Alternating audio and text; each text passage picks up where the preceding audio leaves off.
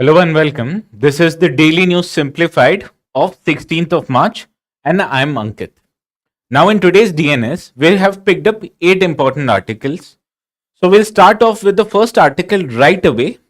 And as you can see, this article appeared in both of the newspapers. But before moving forward, let me ask you to like this video, subscribe to our YouTube channel to stay aware of the daily content that we put up. And also, if you have any doubts regarding today's session, please don't forget to comment on this video. So as you can see, this news article, it appeared in both the Hindu and the Indian Express newspaper. And as elections are about to be announced today, this means that the model code of conduct will come into force today. Now, Supreme Court in Harbans Singh Jalai case, it highlighted that as soon as Election Commission of India announces the election, the model code of conduct comes into play and it continues to stay in force up till the results of the elections are declared. So this model code of conduct, it regulates the conduct of political actors at the time of election. So this regulation of political actors, it is important from GS paper to syllabus because salient features of Representation of People Act, which regulates conduct of election in India, it is an important part of UPSC syllabus. Further, nature of Indian election and role of Election Commission of India is crucial from mains perspective because a question appeared in 2017. So you can understand this topic is important from exams point of view, and as elections are declared today, it becomes important from this year's mains perspective. Now, what is this model code of conduct? As you can understand, it is a set of guidelines which were brought forward by Election Commission of India to regulate the conduct of political actors, that are political parties, as well as individual candidates. Now, this has come into force for the first time in the year 1960, where state administration of the state of Kerala, it brought forward a set of code of conduct to regulate political actors. So from 1962 Lok Sabha election onwards, the Election Commission of India, it brought this model code of conduct all over India. But since 1962 up till 1991, political actors, they did not take this model code of conduct seriously and they ignored this provision. But everything changed from the year 1991 because then Chief Election Commissioner Mr. T.N. Session, he made sure to implement this model code of conduct. For example, the Election Commission of India, it punished many errant politicians for ignoring or for violating model code of conduct. For example, it delayed elections, it imposed restrictions on the amount of campaigns the violators can do. Hence, it brought fear in the eyes of political parties that if they violate this model code of conduct, they will be punished by the Election Commission. So this is, as you can understand, it is a set of guidelines to ensure that there is a level playing field between the political parties in India. And it becomes crucial, especially with relation to functioning of the party that is in power, either in center or in state governments. Why? Let me explain it to you. First of all, you understand the ministers, they travel both for their official purpose and also for party's political purpose. So this model code of conduct, it highlights that ministers, they have to separate their official visits from political visits. Because on one hand, official visits will be paid for it by Government of India, whereas on the other hand, the political visits, they will be paid for by the political parties themselves. Also, in case of advertisements, the Election Commission of India has highlighted that ads with relation to government or with respect to political parties, these ads, they should not be conducted with the help of public exchequer. And all the ads that the ruling party does should be paid for by the party themselves. Also, in terms of policy implementation, model code of conduct restricts the government during the time of elections is declared till the time the results are published. And how? For example, the government, it cannot bring any new scheme, or it cannot implement any new scheme at the time model code of conduct is enforced. But recognizing that it may lead to policy paralysis, the Election Commission of India, it highlights that in case a scheme or it has to be implemented on an urgent basis, then the government should take permission of Election Commission of India themselves. So therefore, it restricts the ability of a political party to misuse its official position in the government. So thereby, you can say it ensures the level playing field between all political actors. Now, naturally, the implementation of this provision, it faces several challenges. The first challenge is probably the most important, is the role of Election Commission of India. Now, first of all, you understand that this model code of conduct, it is not legally enforceable in its entirety. However, there are some provisions in the model code of conduct which can be penalized using erstwhile Indian Penal Code or Civil or Code of Criminal Procedure, as well as Representation of People's Act of 1951. But in its entirety, the model code of conduct is not legally enforceable. So you can understand, if the Election Commission of India, it has to punish any violator of the model code of conduct, it means the Election Commission of India has to take an administrative action. Thereby, there has been an accusation that the Election Commission of India, its response to violation of model code of conduct has been uneven or even delayed. Because in many cases, we have seen that Election Commission of India has penalized some political actors more, and for same offense, they have penalized other political actors in somewhat less or somewhat liberally.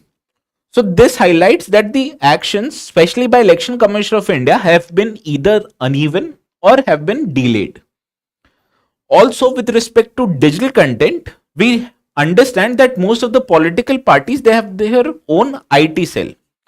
So in case if a political party's IT cell, it violates the model code of conduct, you can directly attribute that to a particular political parties.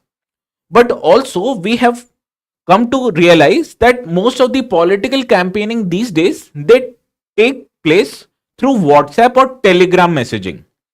So the role of ECI in with respect to regulation of online messaging platforms has been somewhat less as compared to other media platforms. Hence, this highlights the challenge that ECI faces in regulating the digital content, especially with relation to enforcing the model code.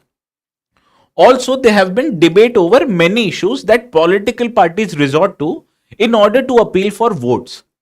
For example, there's a prominent issue which is related to national security of India.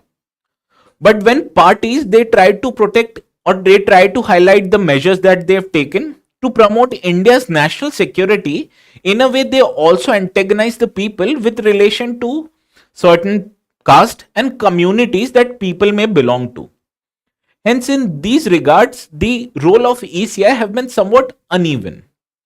Therefore, ECI has faced challenges, especially with relation to political parties when they deal with issues related to national security.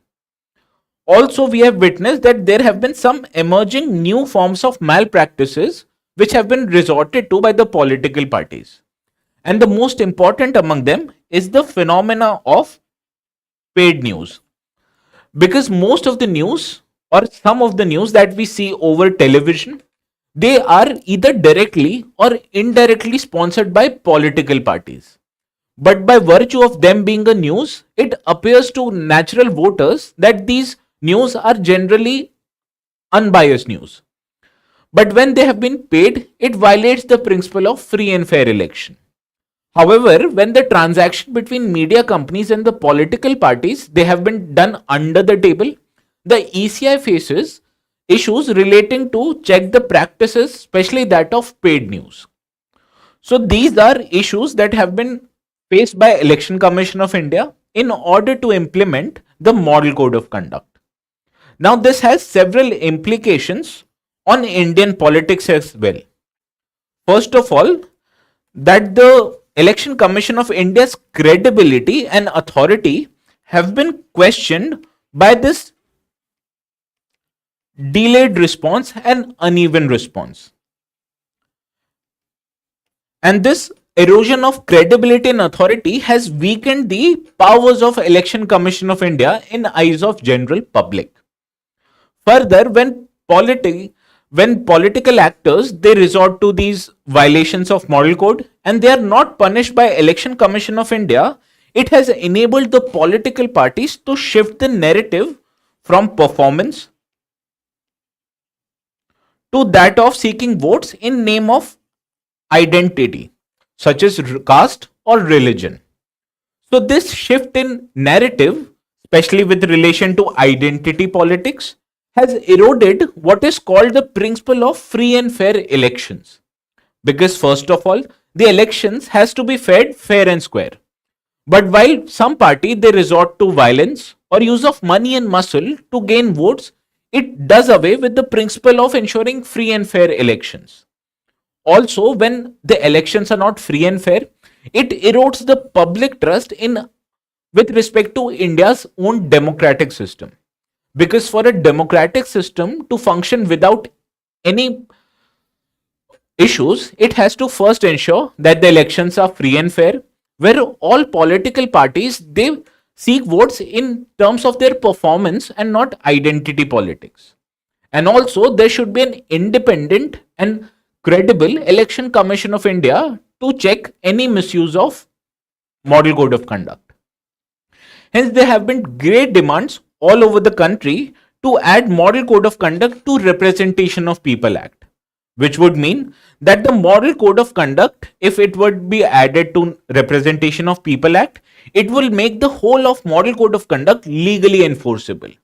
And there are two opinions, the ones that favor adding model code of conduct or making it legally enforceable, whereas on the other hand there have been also opposition to this demand, especially from that of Election Commission of India, because the Election Commission of India highlights that usually in India the election process it goes for about 45 days. But if we were to make the model code of conduct legally enforceable, it will mean that any violation of model code of conduct will go to judiciary, and we all know that the judicial process is a time taking process. Hence, if this time taking process, it will erode or it will do away with the quick election process. Whereas on the other hand, the Parliamentary Standing Committee on Personnel, Public Grievances and Law and Justice in the year 2013, it advocated for adding the Model Code of Conduct to the Representation of People Act. And it highlighted that by adding the Model Code of Conduct and by making it enforceable, it will mean that the judicial course is accessible to in case of violation of Model Code of Conduct. And also, this process will give ECI more powers to deal with violators of Model Code of Conduct. Hence, these are two sides of debate. One which favors making the entire Model Code of Conduct legally enforceable, whereas on the other hand, there are sides such as Election Commission of India and Supreme Court who feel that the Representation of People Act in its entirety should not be made legally enforceable. And in this regard, let us understand what is the ideal way forward. And the first suggestion in this regard is to include people for reporting the violation of Model Code of Conduct. Now, not very recently, the Election Commission of India, it brought forward what is known as a C-Vigil app. And through this C-Vigil app, the citizens of India, if they witness any violation of Model Code of Conduct, they can report it to the Election Commission of India. And if Election Commission of India will find this violation of Model Code of Conduct, it will then punish the political actors in the country.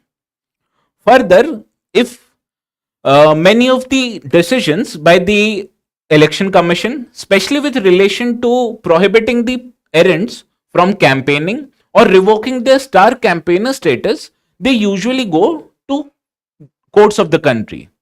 And in this regard, there is an inherent need to establish fast track courts who will give the final order with relation to election disputes. Hence, we can see in with establishing the fast track courts, we can make the process of penalizing the violators of Model Code of Conduct a quicker process.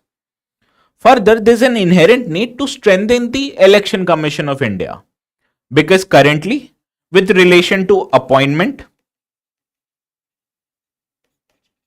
removal, and staffing of Election Commission of India, Election Commission of India is dependent on political actors, which means that the independence of Election Commission of India is not as envisaged by the constitution makers.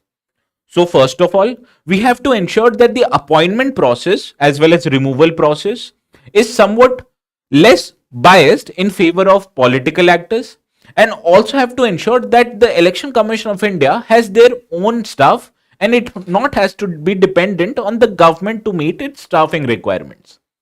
Hence, this was all for Model Code of Conduct in today's DNS. And with this, we move to the second article of the day, which you can see appeared in the Business Line newspaper. Now, this news article, it highlights that traditionally, India has been very vociferous in order to make sure that India generates an adequate level of thermal energy, which we can see in various climate conferences where developed countries of the world, they have developed or they have advocated for phasing out the use of coal energy. Whereas on the other hand, India believes that this phasing out will negatively affect the interest of developing countries. So we can understand that thermal power is very crucial as far as meeting India's energy needs is concerned. Because from this particular pie chart, you can see that coal is responsible for around half of the total energy installed capacity in India. Whereas in terms of energy generation, the share of coal, that is thermal energy, is more than 50%. So you can understand that the use of coal, it is important from GS paper 3 syllabus because the syllabus directly highlights infrastructure with relation to energy sector. Now let us understand why is coal important for India's energy security. And there are many reasons. First of all, as you can understand, India is poor in terms of energy usage because India's average consumption is only 1/3 of global average. And according to economic survey of the year 2018 and 19, India has to ensure that its energy generation size increases by 4 times in order to meet the demands of energy of a growing economy. Further, we have witnessed that there have been some issues relating to the scaling up of renewable energy. First of all, that renewable energy is a long gestation project because for any renewable energy project to be set up and for it to generate power, it requires a longer duration time, which means that the gestation period of renewable energy is quite large. Also, there are issues relating to location factors because renewable energy, especially solar and wind energy, they can only be generated in a certain areas of the country, which means when you're generating renewable energy in a certain area, you have to transmit that electricity to longer distances, which would mean more transmission and distribution losses. Also, we have witnessed that renewable energy is intermittent in nature, which means especially with that of solar energy, that you can only generate energy during the daytime. So you can understand that these issues, they highlight the issues related to the scaling up of renewable energy. Hence, to meet our demands, it is important that India also relies on thermal power. Further, India has witnessed increased production of coal in recent years, especially in last 3 years. The production of coal has grown leaps and bounds, and it is expected that India will cross around 1 tons of coal production in the year 2024. So you can understand that the production of coal is quite huge. So you have to utilize this coal production to generate thermal power. Also, there have been lack of clean energy alternatives with India because the most closer alternative for coal is that of natural gas. But you understand that this natural gas, to meet domestic demand, India has to rely on imports from other countries, especially that of Qatar. But with resorting to imports from countries like Qatar, India is not just dependent on imports, but it also adds to the cost, that is cost of importing energy from outside. So you can understand, by virtue of increasing dependence and increasing cost, India has to reduce its dependence on imported natural gas. So this highlights that there have been lack of clean energy alternatives to coal energy. Also, with relation that India has a longer transition time with relation to net zero emissions, because in recent United Nations framework for climate change convention, India highlighted that it will achieve net zero emissions only by the year 2070, which is more than 20 years with respect to other countries.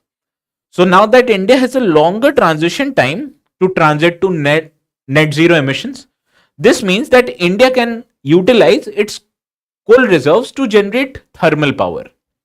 Also, India has been historically responsible for lesser emissions of greenhouse gases, because over the last 60 years, India has only emitted around 4% of total global carbon dioxide, which is very less as compared to 17% of China, 20% of European Union, as well as 25% of whole of North American region.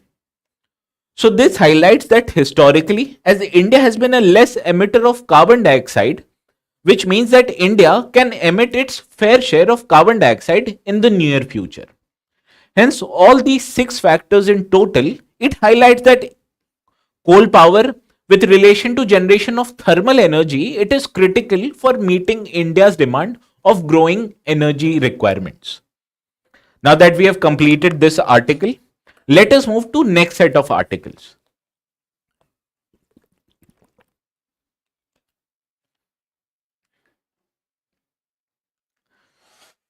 Now this article, as you can see, appeared in the op-ed section of the Hindu newspaper. Now if you look closely in this article, it highlights that India's consumer price index has accelerated to 8.66%, and this has been due to the rise in vegetable prices primarily. Now, inflation indexes, especially consumer price index and wholesale price index, they're important from prelims perspective, because a question, as you can see, appeared in the prelims of the year 2020 itself. So let us discuss what is this consumer food price index all about. Now, as you know, India's retail inflation, it is calculated by consumer price index, which is CPI combined. Now, this is calculated based on the base year of the year 2012. Now, it has many subcomponents, and the most important subcomponent is that of food and beverage, which, as you can see, accounts for almost 46% of the total index. Now, these index has 12 subsections, which you can see here.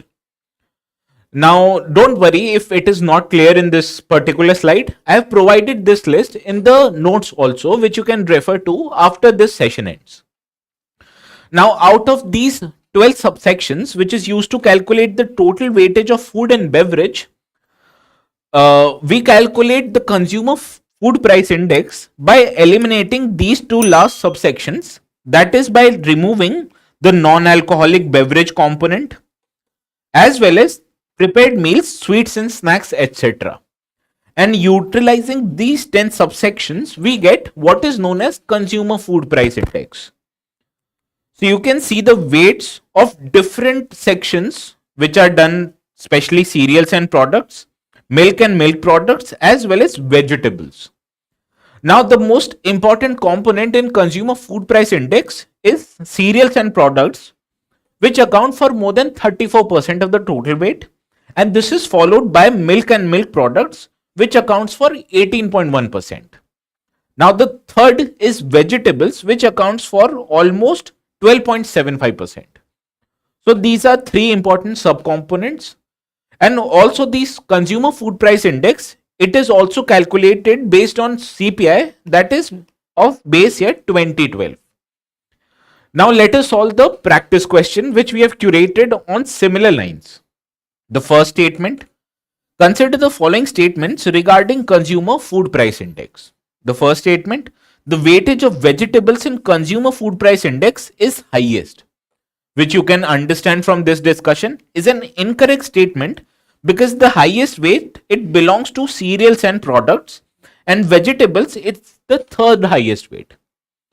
Now the index, that is consumer food price index, it does not include alcoholic beverage and prepared meals and snacks.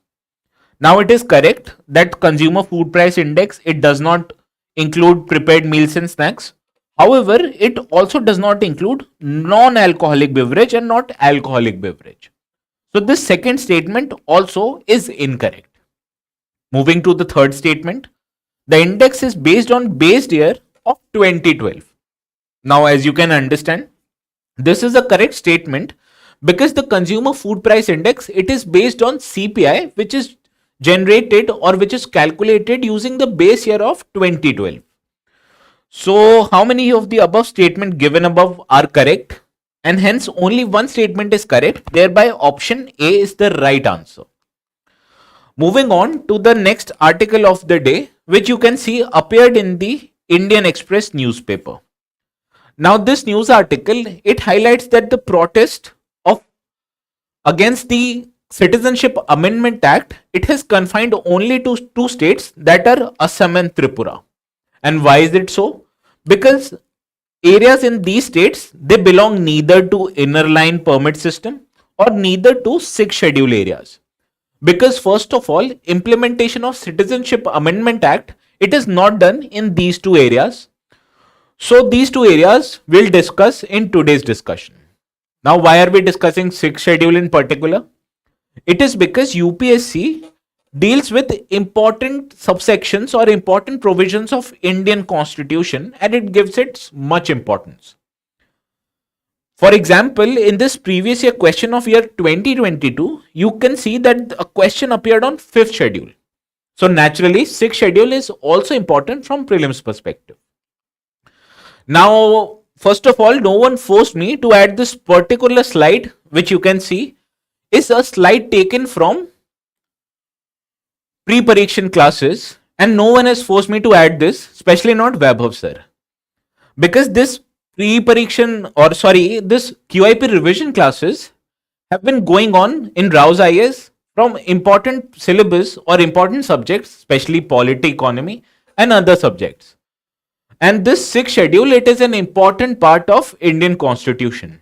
So in our revision classes, we have taken up not just sixth schedule, but also other important provisions of Constitution. So you can register yourself using our eLearn website to seek access to our revision classes. Now let us discuss this Schedule 6 and its important provisions. Now as you can understand, this Schedule 6 areas, they are only applicable to 10 tribal areas which are located in 4 states, that are Assam, Meghalaya, Tripura and Mizoram. Now these 4 states in particular have been separated from Schedule 5 and have been added into Schedule 6 because of a special characteristic. Because tribals who live in these 6 schedule areas, they have not assimilated enough with the other population of the region. And also they have their roots in their own culture and traditions. And as far as these tribal areas of 6th schedule are concerned, they have been governed by what are known as autonomous districts, and the composition of these autonomous districts, they include 30 members, including elected as well as nominated members by the government.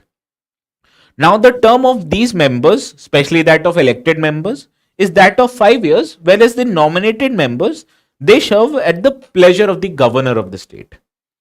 Now these autonomous districts, they have a very wide range of powers, which includes collection of taxes, making laws, as well as undertaking judicial functions with relation to settling of suits of various tribes. Also, these autonomous district councils, they undertake many important functions such as managing, constructing or establishing primary schools, markets, fisheries, roads, etc. Now, the application of laws made either by parliament or state legislature, they are not normally applicable to these six schedule areas. And the governor or president, he or she can change or can modify the laws of parliament and state legislature with respect to these six schedule areas. And how these laws are applicable to six schedule areas, this is probably the most important part of six schedule areas. Because as you can see, in relation to state of Assam, the governor can either direct the application of both parliament or state assembly laws.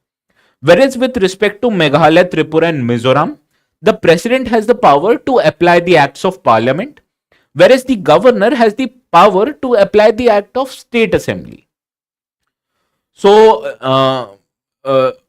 see, Vaibhav sir, I took your PPT and did not even blame you. Now, moving on to inner line permit areas. Now, in these inner line permit areas, which are applicable to states bordering Myanmar, that are Arunachal Pradesh, Nagaland, Manipur, and Mizoram, these inner line permit system, it was established back in the year 1800s with passage of the act known as Bengal Eastern Frontier Regulation Act of the year 1873. Now, this British era law, it states that any citizen of India who are not residents of these four states which borders Myanmar, they have to seek a special permit in order to visit these inner line permit areas. So this in a way regulates the movement of people in and out of inner line permit areas. Correct. So let us solve the model question which we have curated on the lines of today's discussion article. Consider the following statements with respect to administration of northeastern region of India. The first statement, six schedule areas are confined to four states, which you can understand from this discussion is a correct statement because six schedule areas are confined to states of Assam, Meghalaya, Tripura and Mizoram. The second statement, the inner line permit system is confined also to four states, which again is a correct statement because it is confined to Arunachal Pradesh, Nagaland, Manipur as well as Mizoram. So this second statement is also correct. Now the inner line permit system is older than 6th schedule of the Indian Constitution, which again is a correct statement because the inner line permit system, it was introduced back in year 1873, whereas naturally Constitution was only enacted since 1950. So how many of these statements given above is or are correct? And from the discussion, all three statements are correct. Thereby option C is the correct answer. Now moving on to the next article, which you can see appeared in the explain section of the Indian Express newspaper.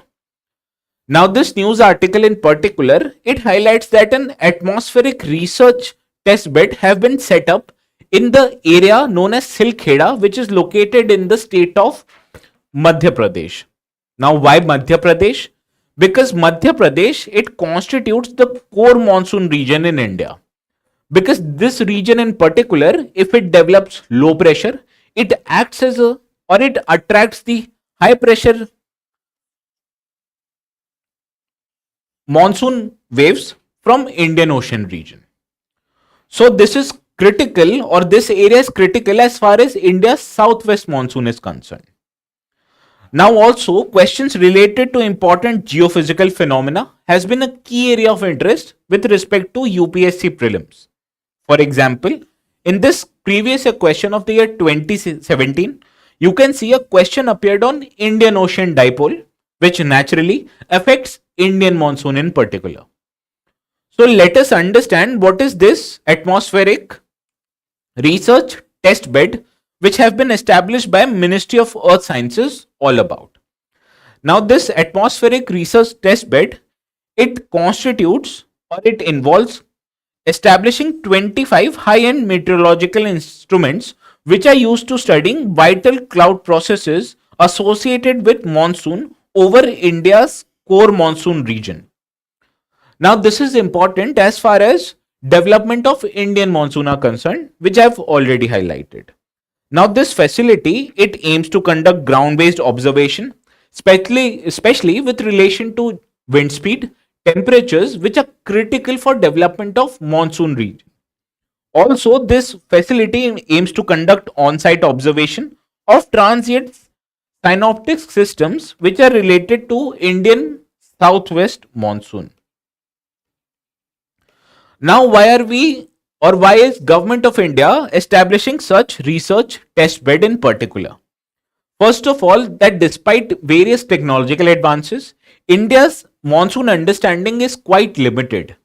And this, added by uncertainty which is associated by climate change, it is bringing uncertain and erratic rainfalls all over the country. Hence, in order to understand the phenomena and factors which influence India's monsoon, the government, especially the Ministry of Earth Sciences, has established this particular research testbed. So now that we have dealt with this article, let us solve the model question. Consider the following statement with reference to atmospheric research testbed program. The ART program, it aims to study the presence of greenhouse gases in the atmosphere, which you can understand from our today's discussion is an incorrect statement because it aims to understand the phenomena related to monsoon and not greenhouse gas. The second statement, the program is an initiative of Ministry of Earth Sciences, which is a correct statement. So how many of this above statement is or are correct? Hence option B is the correct answer as only second statement was correct. Now with this, let us move to the next article of the day, which you can see appeared in the Business Line newspaper. Now, as you can understand from this article, India's good export have been rising, but also India's import have been rising, and this has resulted into widening of trade deficit in the month of February. Now, what is this trade deficit? We'll discuss this in our today's discussion. Now, India's export and import, its current account deficit, it has been a key area of interest for UPSC, especially from this PYQ of the 2020 is concerned. And also, with effects of liberalization of India's economy, India's trade with other countries has increased, which means both exports and imports have risen over a period of time. Hence, these trends, especially monthly trends, they are not important from exams point of view. But what is important is the concept, that is, what is trade deficit. Now let us understand this concept with this particular flowchart. Now you must be aware there is a phenomenon called balance of payment, which means how much payment of money is going out of the country and how much payment is coming inside the country. Now naturally, these balance of payment, they have been divided into two different accounts. First is current account and second is capital account. Now today we'll be dealing with current account in particular. Now this current account, it constitutes trade in goods, trade in services and trade in transfer payments. Now these trade in services and transfer payments, they are known as invisibles, because naturally you cannot see the services being exported or imported in a physical form, because these are, by as the name suggests, these are services. However, the movement of goods inside and outside the country, it is a physical process, which means that the trade in goods is important from our exams point of view. Now, the relation with respect to exports and import, it is termed as a balance of trade, also abbreviated as BOT. Now, in a very much simple process, you can understand that if you import any good into India, it will mean that you have to pay for that good to other country, which would mean that in case of imports, the money, it moves out of the country. Whereas in case of exports, when you export a commodity to other countries, they pay in dollars to you for export of that commodity, which means that in case of export, the money, it comes inside the country. So this is very basics of balance of trade. Now in case imports are more than exports, it means that more money is going out of the country as compared to money which is coming in. This will mean that the balance of trade is in deficit. Whereas on the other hand, if export of goods is more than imports, it will automatically mean that more money is coming inside the country rather than money going out, which will mean that the balance of trade will be in surplus. So from our today's discussion, we can understand that India's import has been more than export. Thereby, India's balance of trade currently is in deficit, which means more money is going outside the country as compared to money coming inside the country. Understood? So based on this understanding, let us solve the practice question. Now this practice question asks us how many of the above are used to calculate balance of trade. Now, as you can see from this particular flowchart that I've attached, export of goods and import of goods, they only constitute balance of trade, which means option first and third are correct. Whereas these export and services and remittances, they form part of trade of invisibles. Hence, the correct answer to this model question is option B. Now let us move to another article of the day which also appeared in the Business Line newspaper. Now from this article we can understand that the Committee of Cotton Production and Consumption, it has estimated that India will witness higher cotton production, higher cotton exports as well as higher cotton consumption. Now cotton, it is an important agricultural commodity as far as India is concerned, because India, it is world's second largest cultivator of cotton. So it is a major crop in Indian agricultural sector, thereby making it important from GS paper 3 perspective. And also a question appeared back in 2020 on cotton, which required you to understand the basics of, that is, how much condition or rainfall it is required to grow cotton.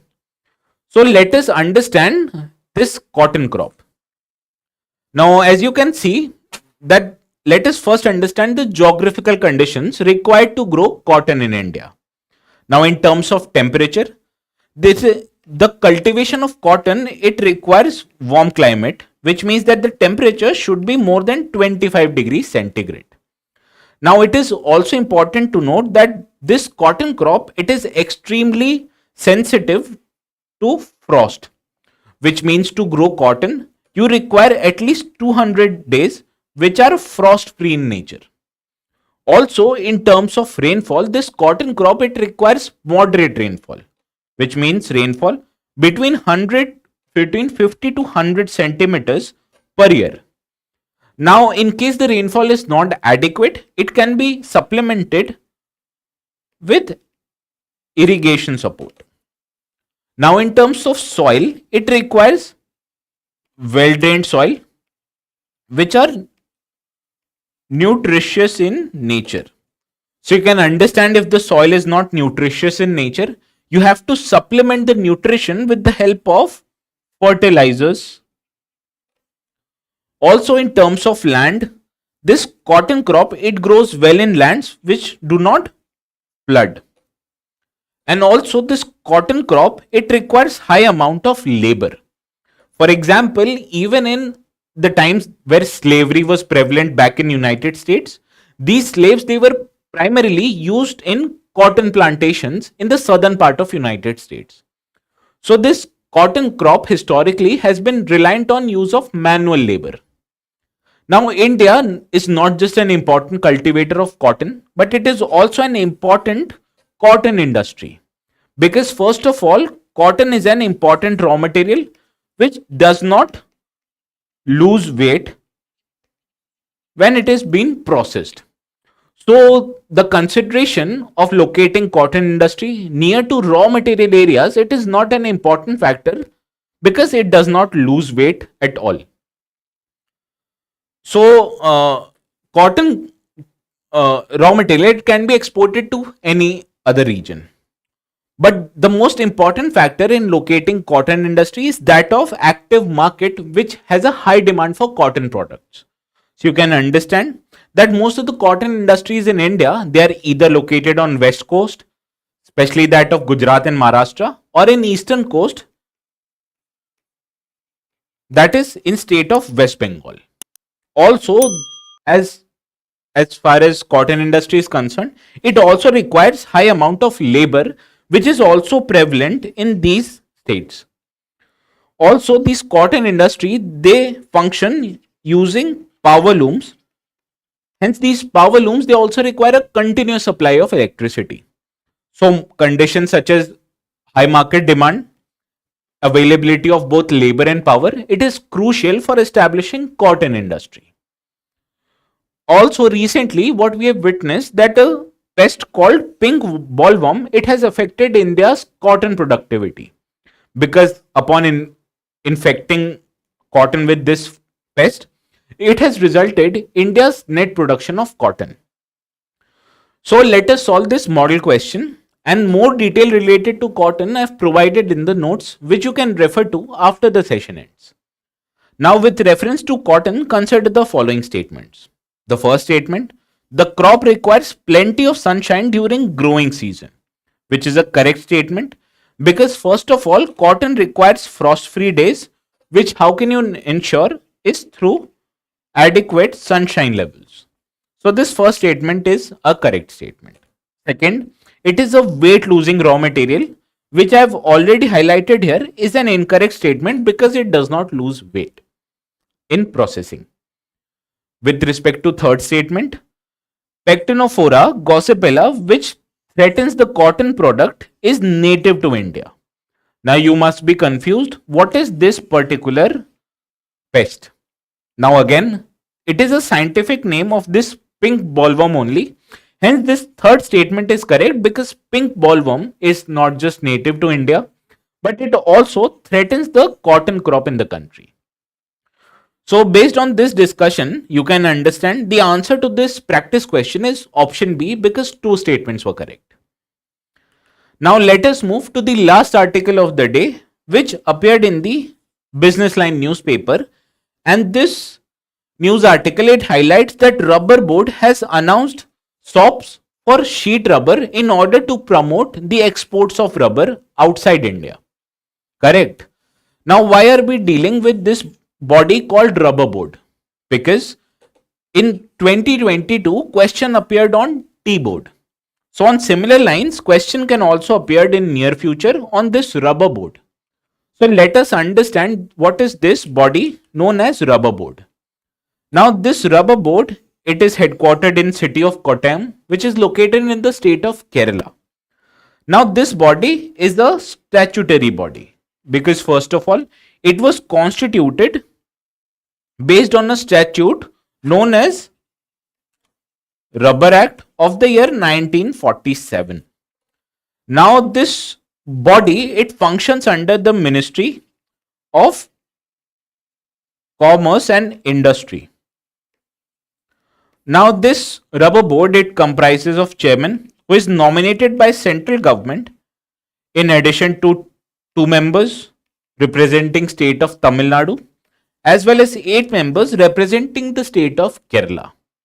Further, it also comprises of 13 members who are nominated by union government and they belong to various ministries as well as the rubber growing producers.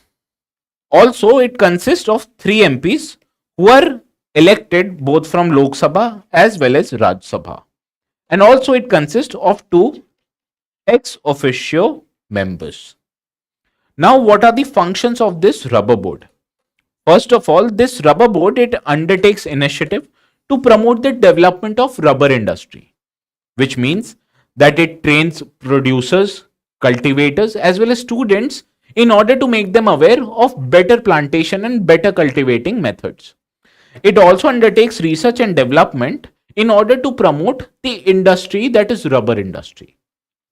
Further, this rubber board, it also plays a key advisory role to the central government, which means that this body, it advises central government with relation to both exports and imports, as well as participation of government officials in important international conferences. Now, based on this information, let us solve the model practice question.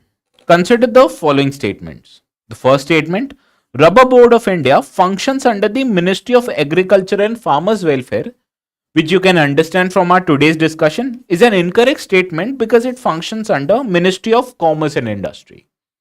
The second statement, some of the members of Rubber Board are to represent the states of Tamil Nadu and Kerala, which is again a correct statement because two representatives are there which represent state of Tamil Nadu, as well as 8 representatives in Rubber Board, they represent the state of Kerala. So how many of the statements given above is or are correct? And the correct option is option B because only second statement was correct. So this was all for today's discussion of our Daily News Simplified. Stay tuned to our Raus IAS channel for more updates, and we'll see you again tomorrow at 6 p.m. sharp. With this, let me bid you a very good night.